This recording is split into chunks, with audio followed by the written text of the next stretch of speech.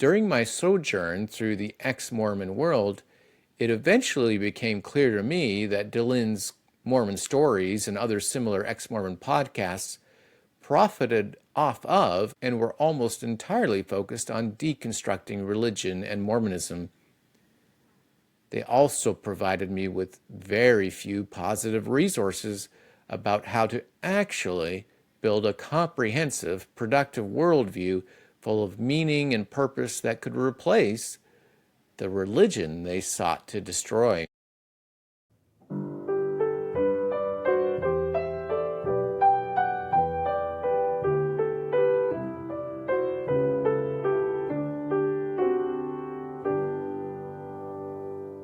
Welcome back to another episode of Adam's Fall. In another video, I discuss why I started the YouTube channel Adam's Fall. So definitely go check that out. In this part of my story, I'm actually going to focus on the, quote, deconstruction part of my journey. In other videos, I'll talk about breadcrumbs that I found along the way, and finally, how I reconstructed my LDS faith. In John 10:10, Jesus says, "The thief cometh not, but for to steal and to kill and to destroy. I am come that they might have life, and that they might have it more abundantly." I really like this old Zen saying, "In the beginning, mountains are mountains and rivers are rivers. Later on, mountains are not mountains and rivers are not rivers. And still later, mountains are mountains and rivers are rivers." I'm not sure when I officially started to deconstruct the LDS Mormon faith, but it probably occurred between the years 2005 and 2010. I've always kind of been prone to skepticism, and in my younger years, my skepticism was focused in the political arena, but later, my skeptical eye turned towards my inherited religion and beliefs. For me, the process of deconstruction started with questioning Jesus and God, which subsequently led me to doubt my LDS faith. I'm not going to go into the exact arguments or issues I had with God and Jesus, as that would take several other videos. But needless to say, I did lose my faith in God and Jesus and the LDS faith. And it was around this time that I stumbled upon John Dehlin, a now well-known ex-Mormon podcaster, soon after he started his, quote, Mormon Stories podcast. I also encountered a few other online church critics. And I will say that as my deconstruction was progressing, it felt exciting to be part of an underground so-called truth-finding enterprise that was built upon exposing all the lies that I had been told about religion and the LDS faith. I felt righteous anger and betrayal. It was cool to be part of the courageous few that were willing to challenge the legitimacy of pre-existing religious beliefs and institutions. The institutional LDS Church was the big bad church, hiding the truth and subjugating its membership. We spoke truth to power. We were the enlightened ones. We believed in science. The believers were the blind ones. Fueled by the adrenaline of this fact-finding mission, I was convinced that all religious believers would be better off knowing the so-called truth. Their lives, and mine, would obviously become better by abandoning myths and legends, the virgin birth, the resurrected Jesus, golden plates, visions, and miracles. This seemed self-evident to me at the time. I was also buoyed up for a few years by the zeal of the mission to reveal the truth. In addition, the number of, quote, lies that could be exposed seemed to provide endless fodder. Eventually, much to my chagrin, the novelty chemical dopamine hit that I would get from participating in exposing lies and injustice and debunking faith began to wane. To be honest, after seeing the same things being exposed over and over again, it became monotonous. It started to get stale, and I started losing interest. I also hadn't monetized LDS Deconstruction or made a career out of outrage like so many ex-Mormons had.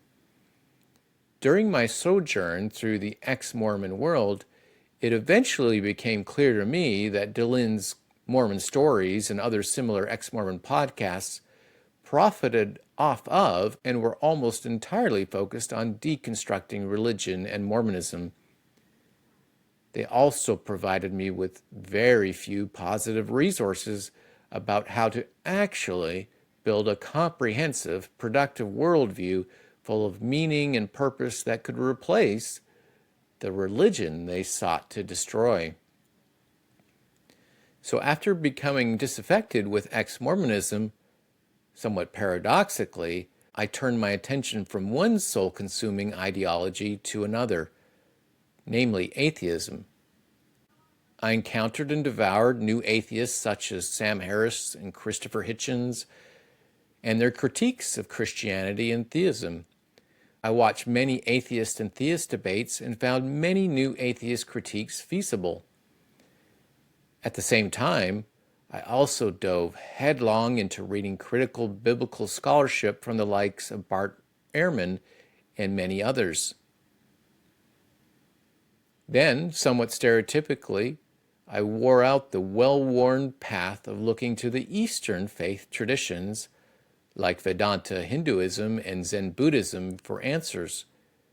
However, after some investigation, these traditions seemed to me to be equally debunkable. Despite this fact, and to no one's surprise who has gone down a similar path, I started a meditation practice. I started doing yoga. I tried Christian contemplation, somewhat inspired by Christian thinkers such as Richard Rohr, Thomas Keating, Meister Eckhart, and the other, quote, Christian mystics. I also studied the wisdom of gurus like Alan Watts, Eckhart Tolle, Joe Dispenza, Yogananda, Sadhguru, Ken Wilber, and many others. I still have a copy of Yogananda's 2-volume commentary on the Four Gospels, entitled The Second Coming of Christ, The Resurrection of Christ Within You, sitting on my bookshelf. My seeking expanded into extensively investigating medicinal, finding God options like psychedelics through the likes of Terence McKenna. Thankfully, I chickened out and never tried them. All these explorations only served to strengthen my deconstruction narrative as it began to unfold. And eventually, finding nothing through all these wanderings to sustain me, I turned my attention to trying to find the actual truth for my life. Instead of just trying to break down belief or trying to find it elsewhere, I attempted to reconstruct a narrative for myself to move forward in life. I was no longer getting enough satisfaction from deconstructing to sustain meaning. I felt empty and alone. Life had lost its meaning for me. I was also struck with the following realization. I had thought that I would get endless meaning out of finding out the real so-called truth. Unfortunately, I never actually found it. But I did find nihilism, despair, and meaninglessness in abundance. I then came to believe that every assumption or axiom about life, as science now understands it, is a so-called lie in the sense that we have not yet arrived at the final truth about anything.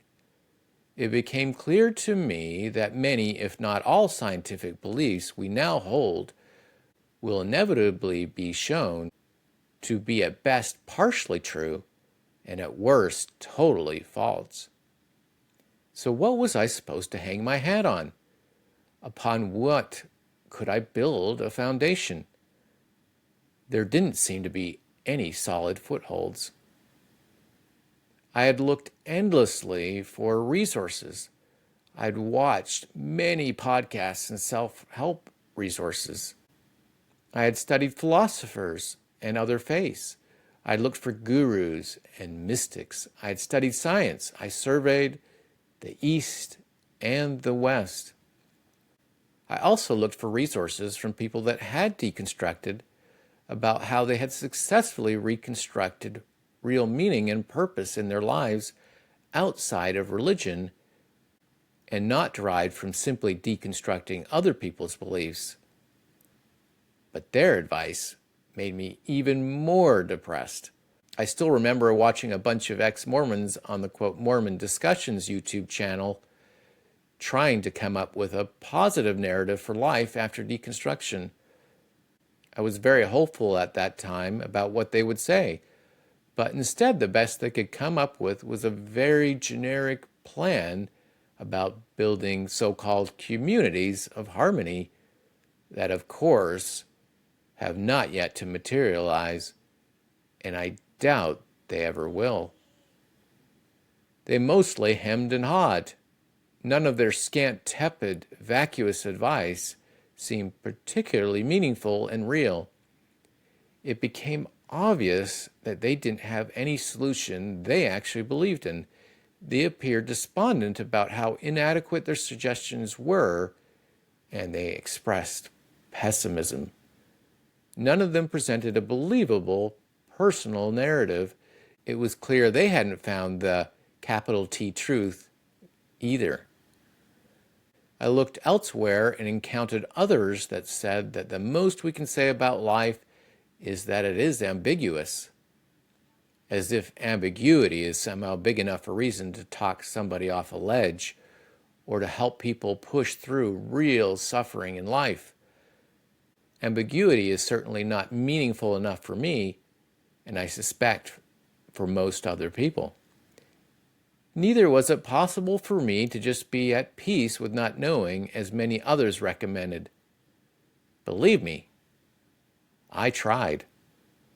The best non-religious system that I found, not surprisingly, was something like secular humanism.